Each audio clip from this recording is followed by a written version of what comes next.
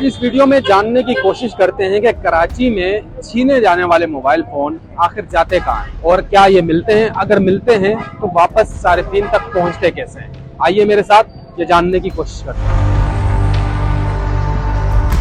CPLC एक वाहिद इदारा है जहां पर आप अपनी कंप्लेन दर्ज करा सकते हैं। आप थाने में भी कंप्लेन दर्ज कराते हैं, उसकी FIR करती है, मगर CPLC जो बेसिक डेटाबेस हमारे पास है वो CPLC का। अल्लाह ना करे किसी भी आम सारिफ के साथ अगर कोई ऐसा इंसिडेंट होता है चोरी का, स्नैचिंग का, तो उसको चाहिए वो CPLC कंप्लेन करे 1102 पर।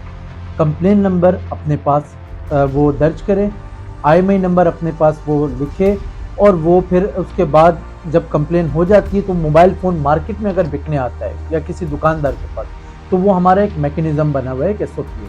हमने स्ट्रिक्टली मैसेज कन्वे किया हुआ है अपने दुकानदार को कि आप विदाउट वेरिफिकेशन कोई भी मोबाइल फ़ोन परचेज नहीं करेंगे। जब वो बिकने आता है तो वो ऑपरेटर नंबर, डेट, टाइम के साथ CPLC कॉल करता है और वो वेरीफाई करता है। अगर वो फ़ोन क्लियर होता है तो हमारा दुकानदार उसको परचेज करता है operator number, date, time mention करके। और अगर वो क्लियर नहीं होता है तो CPLC से दुकानदार को बता दिया जाता है कि फ़ोन कंप्लेन में, तो वो एसोसिएशन से अल्हम्दुलिल्लाह हमारा जो नुमाइंदा है फ्री ऑफ कॉस्ट वेरिफिकेशन होती है, तो हमारा नुमाइंदा बाकायदा तौर पर दुकानदार के पास जाकर जो भी वहाँ पर बेचने आता है उसको हम मुतल्लिका थाने में भी देते हैं और उसके खिलाफ जो भी कानूनी कार्रवाई अमल में लाई जाती है वो कानून के मुताबिक होती है। और मैं बताता चलूँ अपने नाज़रीन को कि लाजमी आप कंप्लेन कराएं, मायूस ना हो। आप कंप्लेन कराएंगे तो रिकवरी का रेशो जो है वो मुमकिन हो सकेगा। ये जितने करोड़ रुपए मालियत के मोबाइल फ़ोन अल्हम्दुलिल्लाह हमने रिकवर किए हैं तो ये अवाम के ताउन से।